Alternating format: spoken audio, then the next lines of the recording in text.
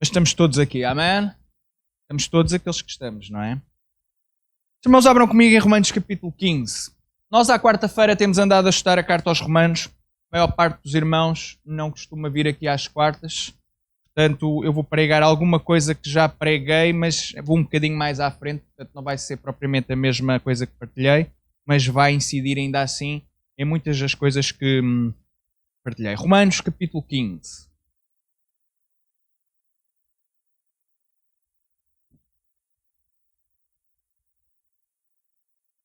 Só aqui um breve contexto para os irmãos entenderem, aqueles que não têm estado connosco à quarta-feira.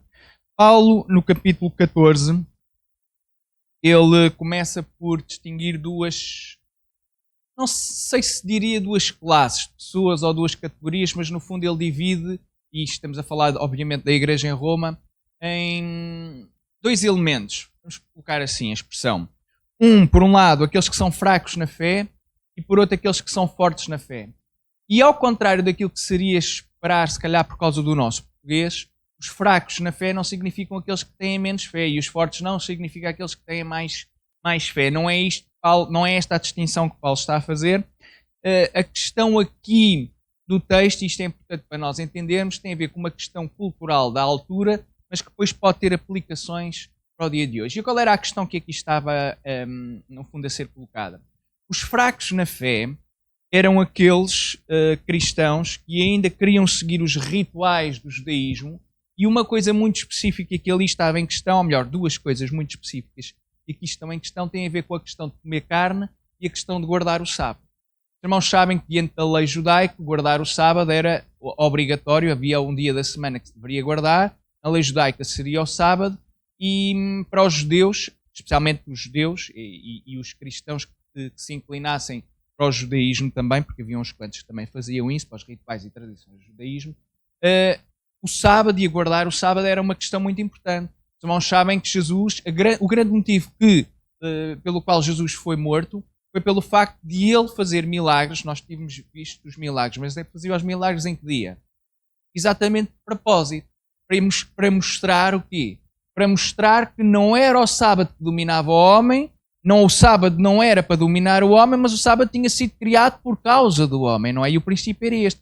E Jesus, é interessante, quase, não sei se seria por provocação, mas quase que parece, não é? Jesus fazia de facto estes milagres ao sábado, e é por isto, e este é um dos grandes motivos que levam Jesus à cruz. É um dos grandes motivos que começa a ofender os fariseus, porque eles guardavam o sábado. Ora, décadas depois, Paulo está a escrever a carta à igreja em Roma, por isso é que se chama Carta aos Romanos, que é a igreja que se encontra em Roma, e a igreja que está em Roma é uma igreja que é maioritariamente constituída por gentios, isto é, pessoas que não são judeus. Mas está a acontecer aqui uma coisa, que é isto mesmo que eu estava aqui a explicar. Por um lado, há uns quantos que querem guardar o sábado e ficam ofendidos com quem não guarda o sábado. E isto não significa que as pessoas não guardavam dias, significa especificamente é que os crentes da igreja não precisavam e não achavam que era necessário guardar especificamente o sábado. Para eles cultuar a Deus podia ser à segunda, desde que guardassem a segunda. Podia ser à terça, desde que guardassem a terça. Podia ser a quarta, os irmãos estão a entender. Mas havia uns quantos que diziam, não, tem que ser ao sábado. E é isto que Paulo está a falar. Então há duas classes, duas categorias, dois tipos de pessoas. Os fracos na fé, que ele encara como fracos na fé, e os fortes na fé. Um outro problema que estava aqui em questão era a questão de comer a carne. Porquê? Vocês não sabem que, segundo o judaísmo, a carne para ser comida tem que ter determinadas... A carne é comida tem que ser de determinada forma. Um judeu não come qualquer carne. Um judeu precisa de saber como é que a carne foi morta, como é que ela foi preparada, e havia todas estas questões. Agora vejam o seguinte. Em Roma, e não havia os talhos como hoje há, não é? Mas quando se comprava carne, o grande provável, a maior probabilidade, era que a carne que se fosse comprar tivesse sido uma carne que tinha sido anteriormente sacrificada. Vocês estão cá? Sacrificada não a Deus, a outros deuses. E então o que é que estava a acontecer? Havia crentes que se abstinham de comer carne. Diziam, não, eu não vou comer carne, porque esta carne eu não sei de onde é que vem, ou a saber de onde é que vem, não gosto de onde é que ela vem. Então eles não comiam a carne. E nós pensaríamos, ainda estou a fazer o resumo, ainda nem entrei na pregação, porque nós hoje saem daqui às 4 da tarde, não há problema nenhum. Estou a brincar, não se preocupe que eu depois nada, depois quando acabar, acabei. Mas não se preocupe que eu vou fazer o máximo para não vos moer muito o juízo. Mas a ideia é, como estes homens não sabiam, os homens e mulheres não sabiam de onde é que vinham a carne, achavam que estavam a ser mais espirituais por não comer a carne e achavam que quem comia a carne era menos espiritual. Você está a acompanhar o argumento? E aquilo que Paulo está a dizer é, olha, vocês têm isto tudo ao contrário. E diz uma coisa que é mesmo chocante para a altura. Ele diz, olha, o fraco na fé é aquele que não come carne.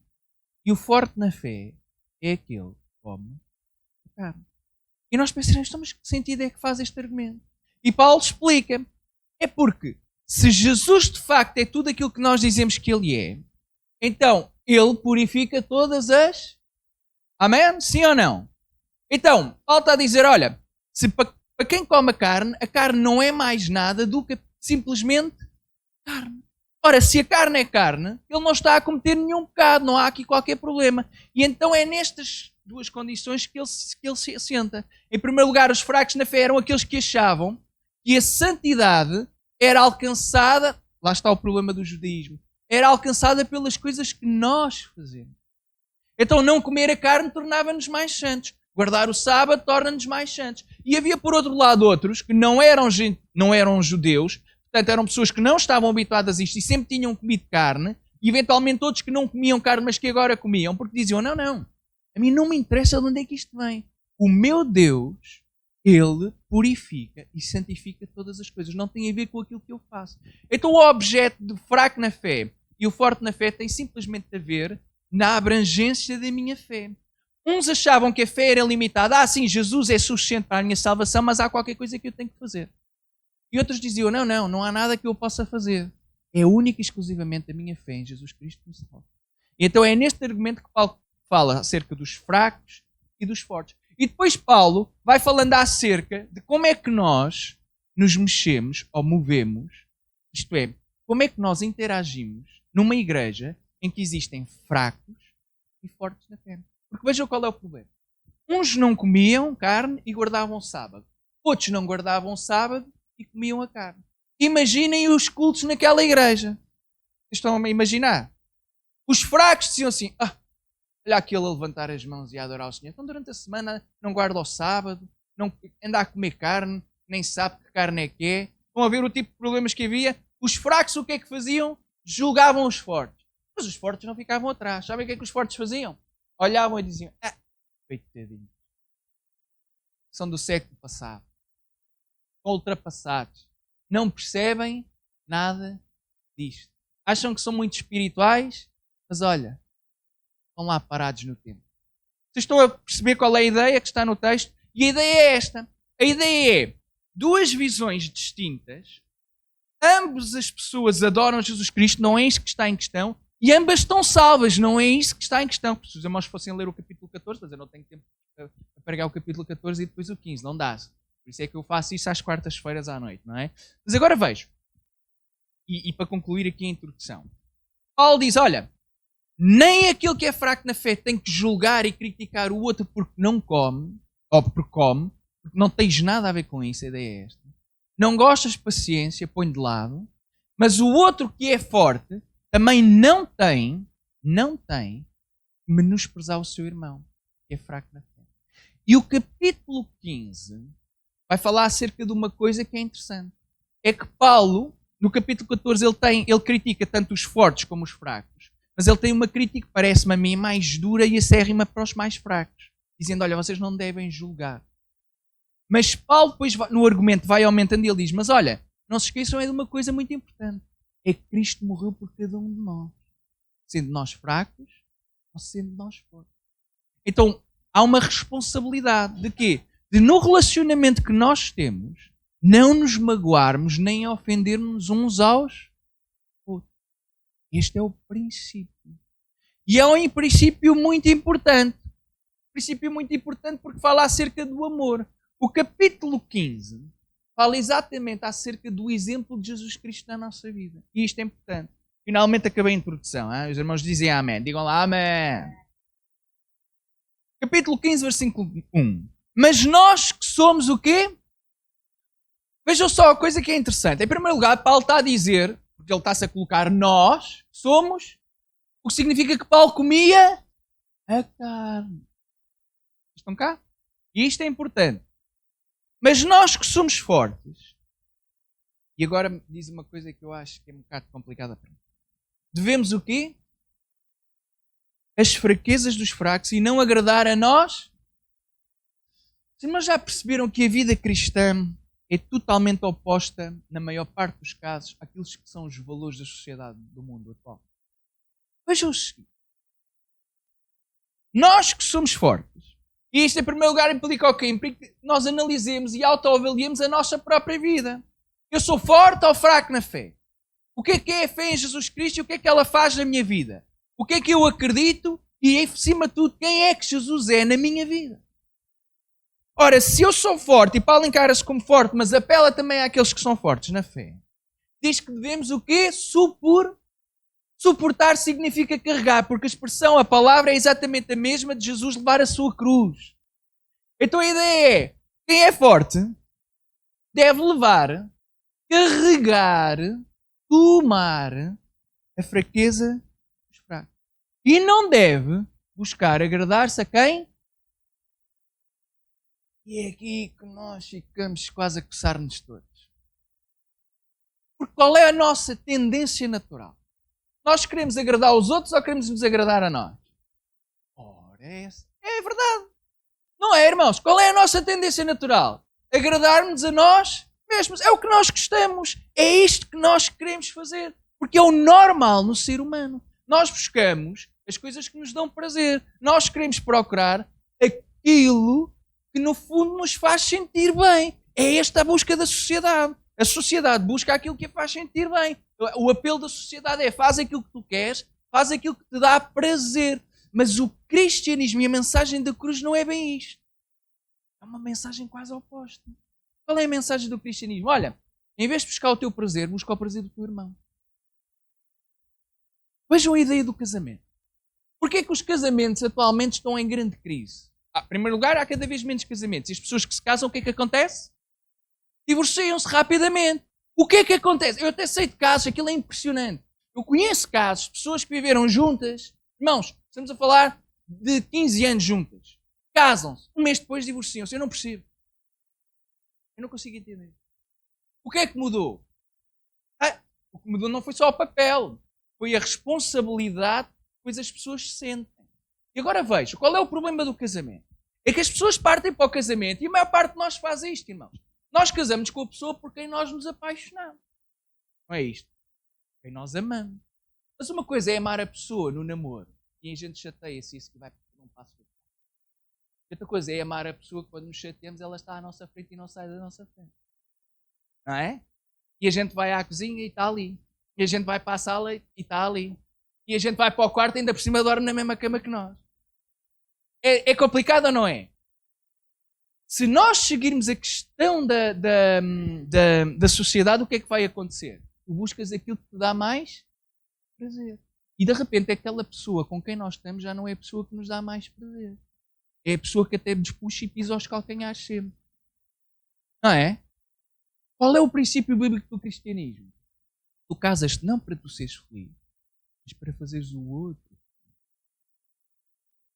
Esta não é uma mudança radical de paradigma? Tu amas, não é porque tu sentes prazer, mas tu amas para dar prazer à outra pessoa. Porque se tu fizeres o outro feliz, o que é que vai acontecer? A outra pessoa vai querer fazer. Então nós vamos colmatando a necessidade uns dos outros. O problema é que nós partimos para o princípio do amor e dos relacionamentos, e isto não é apenas no casamento, mas especificamente no casamento, e atualmente é um problema na sociedade. É que nós vamos para o casamento com a ideia daquilo que eu vou receber, e nunca na ideia daquilo que eu vou dar. E nós, os irmãos já perceberam, quando nós nos casamos, há uma abnegação, porque nós juntamos, mas há coisas que nós vamos deixar de fazer. Assim, meio jeito de brincadeira. Eu sempre gostei muito de jogar futebol. Só que qual era o problema? Nós, quando éramos jovens, eu pelo menos, eu como sempre fui à igreja, eu jogava futebol depois do culto. Então era quando acabava o culto. Quando eu me casei, eu ainda continuei a jogar futebol, mas depois foram nascendo os filhos. E agora veja o seguinte. Eu ainda hoje gosto de jogar futebol. Mas veja qual é o problema. Se durante a semana, e eu tinha horários complicados, e a minha esposa também, se durante a semana nós não tínhamos muito tempo para estar juntos, ao domingo nós começamos a ir, e para quem vai à igreja e guarda mesmo o domingo, nós vamos à igreja de manhã e depois vamos à igreja à tarde. Então era o dia todo. E quando eu saía da igreja, em vez de ir para casa, o que é que eu ia fazer? E quando eu chegava à casa, os meus filhos já estavam a... E isto começou, parece que não, mas isto pode causar aqui algum atrito. E causava, a verdade é que causava. E às tantas eu tive que tomar uma decisão. O que é mais importante para mim? Não, vocês não têm que responder isto, sou eu que tenho que responder. Mas eu percebo, obviamente, isso é relativamente óbvio. Mas para mim, na minha vida, eu tive que tomar a decisão e a escolha. E ao início eu até achava que era injusto. Vamos a partilhar, honestamente. Mas é uma coisa que não tem importância nenhuma hoje em dia, tá? Mas vocês não se entenderem. E na altura eu disse, mas é aquilo que eu gosto de fazer, pá, é o dia em que eu fico a descansar, é um dia em que eu no futebol a gente tira assim, manda lá uns patardos para a baliza e falha 90% das vezes, dá umas cacetadas, leva umas cacetadas, mas a gente depois fica tudo bem, está tranquilo. E eu pensava, isto é injusto, eu agora tenho que largar isto. Mas depois quando nós começamos a analisar e percebemos qual é o princípio do casamento afinal. Não é? É porque eu esqueci-me, enquanto eu estava a jogar futebol, a minha mulher estava a cuidar dos meus filhos. Eu estava ali todo contente. Não é que eu esteja contra o futebol, nem jogarem ao futebol. Isso depois tem a ver com a dinâmica de cada família e o resto é conversa, não é? Estou a falar de uma coisa muito específica. Então nós vemos que o princípio, e é isto que eu quero falar do primeiro versículo, nós vemos que o princípio do cristianismo é a abnegação. E aqui estamos a falar entre fortes e fracos o que significa que tem a ver com as diferentes perspectivas na igreja. Nós sabemos, e numa igreja que nem é assim tão grande como a nossa, e nem estamos aqui tanto hoje aqui de manhã, à tarde costumamos estar mais, mas independentemente de ser de manhã ou à tarde, imaginemos que mesmo que a igreja estivesse cheia agora, nós sabemos que temos diferentes posições e diferentes opiniões acerca de determinadas coisas. Mas já perceberam isto? Nós somos diferentes, não é? Temos diferentes opiniões. Há uma coisa na qual nós não podemos ter diferentes opiniões. É naquilo que são as verdades objetivas da Bíblia e que são claras. Porque, a verdade seja dita, é que se tudo na Bíblia fosse assim tão claro, não havia tantos movimentos e tantas diferenças de interpretação. Os irmãos entendam isto, não é? Mas há uma coisa que é clara. É que nas verdades objetivas e absolutas de quem a pessoa de Jesus Cristo representa e é, isso é inegável. Ele é Deus. Ponto final. Ponto final. Então, naquilo que é objetivo, naquilo que é doutrinário, naquilo que é claro como a água, não há opiniões. É aquilo que a Bíblia diz, ponto final. Mas há outras coisas que, não sendo doutrina, são acessórias. Eu falava disto e falei durante várias vezes à quarta-feira. Os irmãos sabem. Durante muitos anos, aqui nas Assembleias de Deus, e não só nas Assembleias de Deus, mas falando do movimento a que nós pertencemos. Nas Assembleias de Deus era impensável, há umas décadas atrás, as mulheres usarem o quê? Era impensável. Onde é que se foi arranjar aquilo? Inventava-se um bocadinho, agarrava-se num texto, pressionava-se ali um bocadinho, mas tinha a ver com a tradição. Não era prescritivo da Bíblia, porque a Bíblia não podia falar daquilo que não existia, não havia calças na altura. Os homens usavam saia. Portanto, é normal que todas as mulheres também tivessem que usar saia. Mas à medida que nós vamos vendo, nós vamos percebendo que há coisas que são prescritíveis e devem ser simplesmente assim, e há outras que são descritivas, que é simplesmente as descrições. Então a igreja chegou à conclusão, embora ainda haja umas quantas cujos pastores são um bocadinho mais ortodoxos, não é? Mais clássicos e não acham piada. Mas nós entendemos à luz da Bíblia que existe liberdade, não há aqui qualquer questão na questão das calças. Nós percebemos isto. Mas agora vejo, e vamos utilizar aqui o exemplo das calças como eu fiz numa parte. Vamos imaginar que metade, esta ala daqui, dizia assim, não, as mulheres só podem usar saia. E esta ala daqui dizia, não, as mulheres podem usar calças e podem usar saia, podem usar aquilo que quiserem. Como é que nós resolvemos a questão? Em primeiro lugar, dizermos que isto para mim é uma não questão. Mas se isto fosse uma questão, a Bíblia diz como é que se deveria fazer. A questão é, independentemente da sua opinião, você respeita. Nem prejudica a sua fé por causa daquele que usa saia ou usa calça. E o outro que não concorda que se usa calças não prejudica a sua fé porque a outra pessoa usa calças. Porque o seu foco não é a roupa das pessoas, não é o estilo das pessoas, é o Jesus das pessoas. A igreja não é simplesmente olhar para aquilo que nós fazemos. A igreja, ou melhor, a igreja nunca foi suposto fazer isso. Aquilo que a igreja deve fazer é, acima de tudo, representar, e é mesmo a representação de Jesus Cristo na Terra. Amém? Então o que é mais importante? É que quando nós vimos aqui, não vimos para nos julgarmos e olharmos uns para os outros, vimos acima de tudo, e única e exclusivamente deveria ser esta a expressão, para adorar ao autor e consumador da nossa fé, Jesus Cristo. Porque se nós estivéssemos mais importados, e se nós tivéssemos mesmo isto, se eu desse mais importância de facto àquilo que é Jesus Cristo, eu vinha fazer à igreja aquilo que é suposto fazer, que é cultuar ao Jesus Cristo da igreja. Amém? Mas às vezes não é isto que acontece. Então, nós que somos fortes, devemos suportar as fraquezas do fracos e não agradar a nós mesmos. Posto isto, apesar de tudo, ao continuar a dizer que na igreja há aqueles que são mais fracos na fé e aqueles que são mais fortes na fé. E o papel e a responsabilidade daqueles que são mais fortes na fé é ajudar os fracos na fé, suportando as suas fraquezas. Como? Não agradar-se a si mesmo, mas tentar agradar ao outro. E é aqui que nós deixa já, irmão, deixa-me só concluir. E é aqui que nós começamos a coçar. Porque agradar a nós mesmos é bom. Agradar aos outros às vezes implica que não tenhamos assim tão prazer. Irmão, Martino,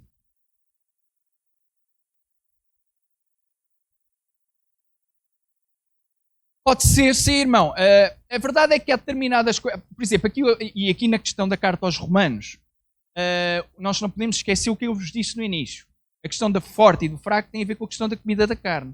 E há irmãos nesta igreja que eles nunca tiveram problemas nenhums com a carne, porque não eram judeus. Eles sempre comeram a carne desde crianças. Então eles não passaram pela questão de ser fracos na fé nesse assunto. Nesse assunto. Agora, obviamente, o princípio, e é o princípio que nós vamos ver neste texto, o princípio é, quem é fraco na fé, supostamente ofende-se com coisas que não deveria ofender. Você está cá?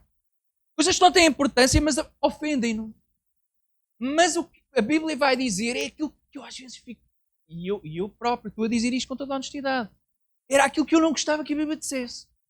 É porque nós, como seres humanos, o que é que fazias? Problema eu. Mas a Bíblia vai dizer assim, não. É verdade que é problema dele, mas tu tens uma responsabilidade porque tu és forte na fé.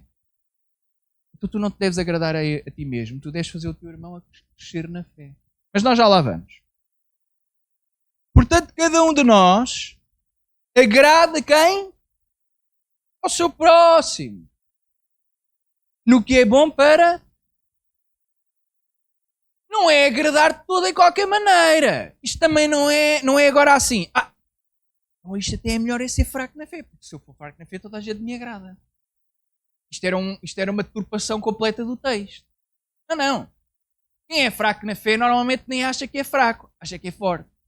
Se nós nos analisássemos, se calhar 100% de nós, isto aqui é ironizar, não é? 100% de nós autoavaliaríamos assim. Eu sou forte ou fraco na fé? Não, eu sou forte. Não sei se seria isto. Eu estou aqui meio a brincar, não é? Estou aqui meio a ironizar. Mas isto é importante. Porquê? Vejam. Portanto, cada um de nós agrada o seu próximo. Mas não é de qualquer forma.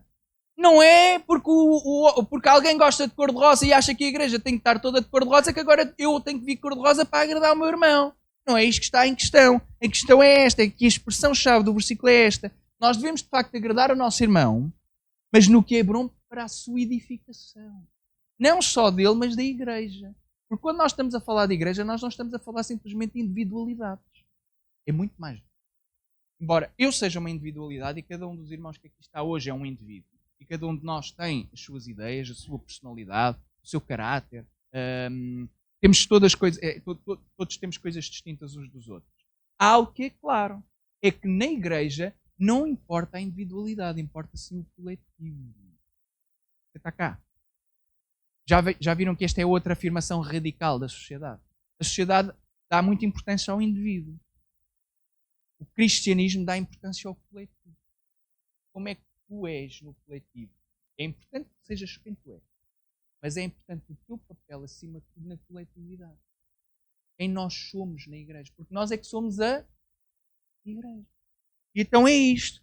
Nós devemos nos agradar uns aos outros, Mas não é por meros caprichos, mas é para simplesmente construirmos-nos e construirmos ao mesmo tempo a igreja. E agora vejam qual é o exemplo. O exemplo da abnegação. E o que é que significa agradar, não a si mesmo, mas agradar aos outros. E vejam o exemplo radical. Quando aparece Jesus Cristo aqui em ação, nós sabemos, bem, isto vai ser radical. Porque também Cristo não agradou a si mesmo. Mas como está escrito, sobre mim caíram as injúrias dos que injuriavam. E é aqui que a coisa é radical. Aquilo que acontece com Jesus Cristo é o exemplo mais supremo de radicalidade. Jesus podia se agradar a Ele mesmo. Se Jesus é quem Ele diz que é, Jesus é de facto divino, então Ele tem todo o poder, certo? Mas em vez de utilizar todo o seu poder para se agradar a si mesmo, Jesus leva as cargas daqueles que o injuriavam. Então a ideia é, quem o injuriava, e os irmãos veem o relato da crucificação, aqueles que estavam a gozar com Jesus, e Jesus está na cruz, e em vez de se agradar a si mesmo, porque Ele podia ter e tinha o poder para sair da cruz, Ele mantém-se na cruz, e leva com as injúrias de quem o estava a injuriar, para quê? Não para se agradar a si mesmo, e aqui é que a coisa é radical, mas para agradar aqueles que injuriavam. Como? Para edificação. Jesus não suportou as injúrias, porque isso lhes dava prazer a quem o estava a injuriar, independentemente de quem o estava a injuriar, ter prazer em estar a gozar com Jesus. A ideia é, não, Jesus leva com o gozo e leva com o escárnio, mas por causa da edificação. Em que sentido? É que a cruz dá livre acesso e abertura à salvação. Então a edificação daqueles homens e o prazer não está na injúria, mas está na carga que Jesus leva, na crucificação que Ele leva e no acesso ao Pai que Ele dá. Isto é o prazer. Isto é a edificação. Eles estão a injuriar, Jesus recebe a injúria, não porque tem prazer na injúria, mas porque Ele sabe o que é que receber aquela injúria vai poder produzir, ou tem o potencial de produzir na vida daqueles que o injuriavam. Que é o quê? Salvação. Porque todos nós um dia fomos inimigos. Você está cá. Você sabe que um dia foi inimigo de Jesus Cristo. Enquanto não o aceitamos, a Bíblia diz claramente, enquanto eu não aceito Jesus, eu sou seu inimigo simplesmente porque eu me rebelo contra Ele. Quem não aceita Jesus Cristo está rebelado contra Jesus. Mas eu sou uma boa pessoa, irmão. Todos podemos dizer que somos boas pessoas. As boas pessoas não vão para o céu por serem boas pessoas. As boas pessoas vão para o céu quando aceitam Jesus Cristo como seu Senhor e Salvador. Este é o único meio. Este é o único meio. Porque também Cristo não agradou a si mesmo, mas como está escrito, sobre mim caíram as injúrias dos que injuriavam. Porque tudo o que antes foi escrito para nosso ensino foi escrito, para que pela paciência e a consolação das Escrituras tenhamos esperança. Então há aqui o versículo 4 fala da importância das Escrituras. Tudo o que foi escrito para quê? Nosso ensino. Ora, eu tenho aqui acesso ao ensino. Você também tem. Todos hoje temos Bíblia e hoje podemos tê-la no telemóvel, podemos ter onde quisermos. Todos temos acesso ao ensino. Vejam, eu dizia isto na quinta-feira lá em Orem. É tão curioso. Nós vivemos tempos em que cada crente tem mais Bíblias do que se calhar muitos crentes tiveram em várias gerações. Um crente sozinho consegue ter 5, 6, 7, 8, 9 Bíblias. Há crentes nas gerações passadas que não conseguiram ter uma única Bíblia. Estão a perceber? Mas não é pelo facto de termos muitas Bíblias que isso faz com que nós leiamos mais. Parece que faz o contrário. Parece que quanto mais Bíblias temos, menos lemos. E aquilo está a dizer aqui, este versículo, é porque antes foi escrito, o nosso ensino foi escrito, para que pela paciência e consolação das Escrituras tenhamos a esperança. Então é ler as Escrituras, ler a palavra de Deus, que produz em nós a esperança. Ora, o Deus de paciência e consolação vos conceda o mesmo sentimento, uns para com os outros, segundo Jesus Cristo. Não percamos o foco do texto. Fortes e fracos. Opiniões distintas acerca de coisas acessórias. Diferenças na igreja.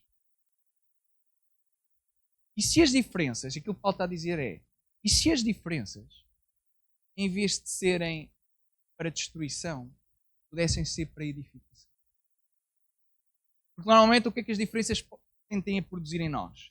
Atritos, rupturas. Mas Paulo não quer que isso aconteça, porque ele está a falar da igreja, e a igreja é sempre o mais importante. Então ele diz, olha, ora, o Deus da paciência e consolação vos conceda o mesmo sentimento. Independentemente das opiniões distintas que cada um possa ter acerca de determinados assuntos, aquilo que Paulo está a dizer, e o literal é isto, todos tenham apenas um coração. Irmão, eu dizia isto também na quarta-feira. Cada um de vocês tem um coração. Há bocado os crianças estavam ali meio a brincar, coração de pedra por um coração de carne, não é? E nós percebemos o que é que isto significa. Embora todos, literalmente, nenhum de nós tenha um coração de pedra. temos um coração de carne, nós sabemos isto. Mas a ideia no grego é a seguinte. Imaginemos que cada um de nós tem um coração. No dia em que não tivéssemos coração, também podíamos já chamar a ambulância, né? Íamos já aqui para o lado. Agora imaginem, porque a ideia é que todos tenhamos o mesmo coração. É o literal, sentimento. É que era-nos retirado, imaginemos que isto era possível, era-nos retirado a cada um de nós o nosso coração. E agora, na igreja, apenas batia um coração, mas esse coração batia para todos ao mesmo tempo. E era o que nos permitia ficar vivos. Então sempre que o coração batesse, ele batia, mas batia para todos ao mesmo tempo. Você está cá? A ideia que Paulo está a transmitir é esta. Para que Jesus Cristo vos conceda o mesmo sentimento uns para com os outros. Se tivéssemos todos o mesmo coração, independentemente das opiniões distintas que tenhamos acerca de determinados assuntos. Opinião é opinião. O importante é a construção e aquilo que o Deus da igreja manda fazer. É construir a sua igreja. Edificar. Então é interessante porque se todos tivéssemos o mesmo coração a pulsar, não há, eu quero ir para ali. Não, o coração é o mesmo. Vamos todos para o mesmo sítio. Mas eu tenho opiniões distintas, mas não interessa, só tens o mesmo coração que eu. Estamos todos no mesmo barco. Estamos todos no mesmo propósito. Versículo 6. Para que concordes a uma boca, glorifiqueis a Deus e a Pai do nosso Senhor Jesus Cristo. Versículo 7. Portanto, recebei-vos uns aos outros, como também Cristo nos recebeu para a glória de... Cristo recebeu-nos de uma forma inimaginável. Veja o que é que nós lemos nos versículos anteriores. Havia aqueles que o injuriavam e Jesus leva as suas injúrias para lhes dar acesso ao Pai. Isto é a forma de receber mais maravilhosa que existe. Todos nós fomos recebidos por Jesus Cristo. A única forma de nós estarmos salvos é quando somos recebidos por Jesus Cristo. Você está cá ainda? Já o adormeci?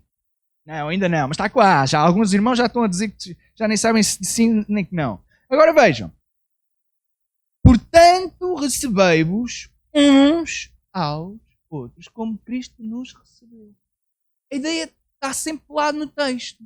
A ideia de haver os fracos e os fortes na fé. Haver uns quantos irmãos que se chocam com umas coisas e outros que não têm importância nenhuma. Mas independentemente do choque, a ideia é, olha, tu que és forte, tenta não chocar o mais fraco.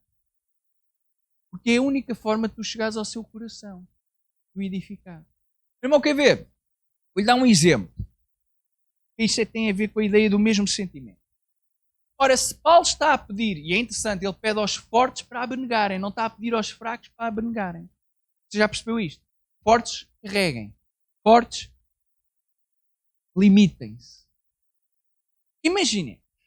Deixa-me lá dar aqui um exemplo. Deixa-me lá pensar aqui numa coisa fácil. Vamos imaginar, nesta igreja, os irmãos não gostavam de pessoas com pouco cabelo.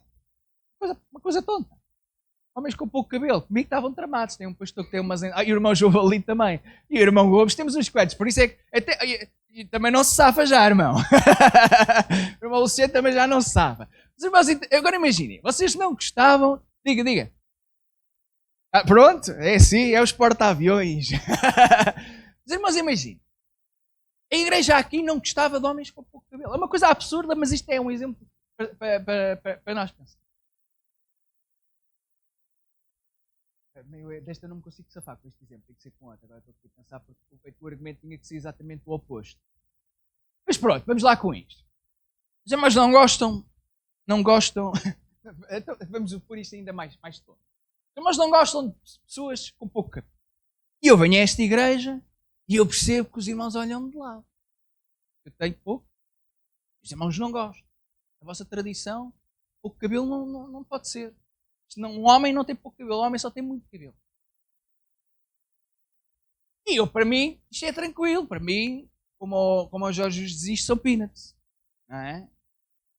É amendoins, tranquilo. E eu olho para os irmãos e começo a ver que vocês estão a ficar chocados e até ficam incomodados com a minha presença. Segundo o princípio bíblico, e obviamente, eu vou falar de um caso extremo que não faz qualquer sentido, não é?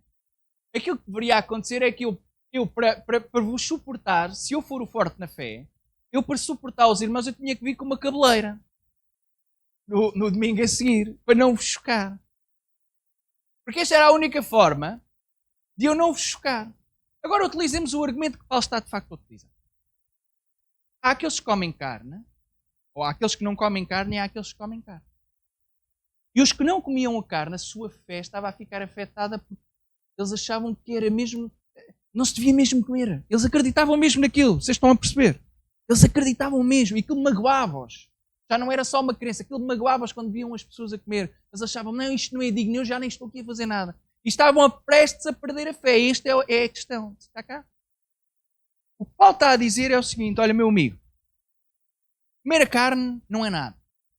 Porque o que come, a carne come para a glória do Senhor. E o que não come também acha que está a fazer aquilo para a glória do Senhor. Mas deixa-te dizer o seguinte, se tu és forte na fé, então olha, para poderes edificar o teu irmão, deixa-te comer a carne. Está cá.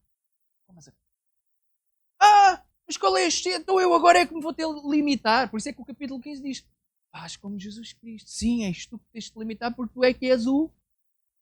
Mas a ideia não é limitar em nunca mais comer carne. Há aqui outra questão. É que as pessoas também só sabiam que eles comiam carne. Das duas uma, ou porque eles comiam carne à frente das pessoas, ou porque andavam a dizer a toda a gente que comiam carne. Porque se comessem a carne em casa, ninguém tinha nada a ver com isso. Você está cá a perceber a história, não é? Mas a ideia é, não comas a carne para não chocar. Porque a única forma de tu chegares ao fraco na fé é se não comeres. Porque o que é que acontecia? Vamos supor que eu não como carne. Você come carne. Você é mais forte do que eu, é o que falta a dizer, na fé, porque para você a carne não é nada. Jesus Cristo é que é o mais importante. Para mim não. Para mim é Jesus Cristo, mas mais as coisas que eu tenho que fazer. Você come a carne e isto me está a me afetar. Quando você um dia vier ministrar à minha vida, eu vou aceitar aquilo que você vai dizer. Porquê? Eu acho que você está a fazer. Mas se você deixar de comer carne e eu perceber que você deixou de comer carne, quando você vier falar comigo, o que é que vai acontecer? Isto pensando que estamos a falar com pessoas normais, não é? Eu vou ouvi-lo. Eu percebo, para lá. Ele comia carne, mas ele agora não come. E ele está a falar comigo. Vou ouvir o que ele tem para dizer. E a ideia é o forte ajudar o fraco na fé para que haja edifica. Não é para o fraco ficar fraco sempre. É para o fraco, um dia, tornar-se que haja em vós o mesmo sentimento. Portanto, recebei-vos uns aos outros como também Cristo nos recebeu, irmão. Jesus Cristo era forte ou fraco na fé? Obviamente. Mais que forte, não é? Ele é o autor da fé, portanto, é dele que provém a fé. Ele é a origem da fé. Sem Jesus não há fé. Amém? E nós, quando nos comparamos com Jesus? Fracos, fraquíssimos. Jesus recebeu-nos. Sendo nós, então recebam-se uns aos. Porque se Jesus, que tinha todo o direito de nos rejeitar, não nos rejeitou antes, nos abraçou, no pior dos nossos momentos, na altura em que nós estávamos mais afastados, foi Ele que nos recebeu. Foi ou não foi? Se Ele nos recebe, então quem sou eu para não receber o meu irmão, independentemente da opinião que ele tem ou das atitudes dele? Você está a perceber o argumento? Digo, pois, que Jesus Cristo foi ministro da circuncisão por causa da verdade de Deus, para que confirmasse as promessas feitas aos pais. A ideia é, há uma promessa, quem lê a Bíblia sabe que há promessa desde o Velho Testamento, não é? E há as promessas que são dadas. As promessas são cumpridas em Jesus Cristo e é isto que este versículo está a dizer. É que Deus é um Deus tão generoso, Ele promete ao homem e veja o cumprimento da promessa. Jesus Cristo foi ministro, a ideia é, Ele até passou pela circuncisão, Ele cumpriu a tradição e Ele veio para confirmar uma promessa que Deus deu a um homem. Ou ao homem. É uma coisa impressionante. Por causa da verdade de Deus, para que confirmasse as promessas feitas ao Pai. Jesus vem e Ele está debaixo, ou melhor, não está debaixo, pronto, isto teologicamente é complexo, mas não quero entrar por aí. A ideia é, Jesus submete-se à lei, certo? Ele cumpre toda a lei em perfeição. É o único ser humano que consegue fazer isto. Ele é diferente. Nasce sem pecado, nunca peca. Então ele submete-se e cumpre toda a lei. Então é por isso que ele é ministro da circuncisão, porque a circuncisão representava o quê? Promessa da lei. Você está cá ainda? Então Jesus vem mostrar que Deus é verdadeiro, porque confirma toda a sua palavra. Mas o que é que acontece? Aquilo que nós fomos vendo ao longo da carta aos Romanos é o seguinte: e para que os gentios glorifiquem a Deus pela sua... Ou seja, não é apenas não são apenas os judeus que alcançam Deus, ou que Deus alcança os judeus. Deus depois alcança também os gentios. Nós vamos já terminar. É a menina já a dizer que está na hora, não é nada. Então é pela misericórdia que nós pertencemos, a maior parte de nós pertenceria à ideia de ser gentio, por causa do povo a que pertencemos. E para que os gentios glorifiquem a Deus pela sua misericórdia, como está escrito: portanto eu te louvarei entre os gentios e cantarei o teu nome. Esta tem a ver com a promessa. É que a promessa de Deus, e nós fomos vendo isto ao longo da carta aos Romanos, não tem única e exclusivamente a ver, ou meramente a ver apenas com os judeus, mas sempre teve a ver com todos os povos, com diferentes línguas de todas as nações. Irmão, nós somos portugueses, se o irmão se afastar, e não é preciso ir assim tão longe, mas se o irmão for cultuar num outro país, o irmão provavelmente vai ter algumas dificuldades. Sabe porquê? Os cultos lá são diferentes. E as pessoas são diferentes. Estão errados? Não. São diferentes. Mas a igreja é a mesma. Segue ao mesmo. Isto partindo do pressuposto, como eu disse, nós estamos a sair da linha da doutrina. Uma coisa é estarmos num culto onde há heresias. Esqueçam. Heresia é heresia. Mas eu não estou a falar de heresia. Estamos a falar de liturgia. Coisas que são distintas. O irmão sabe. O irmão olha para a igreja há 50 anos e vê que a igreja está diferente. Aquilo que se cantava é diferente. A forma de pregar era diferente. Não é melhor nem pior, força. Não é melhor nem pior. É simplesmente diferente. Versículo 10. E outra vez diz: alegrai-vos, gentios, com o seu povo.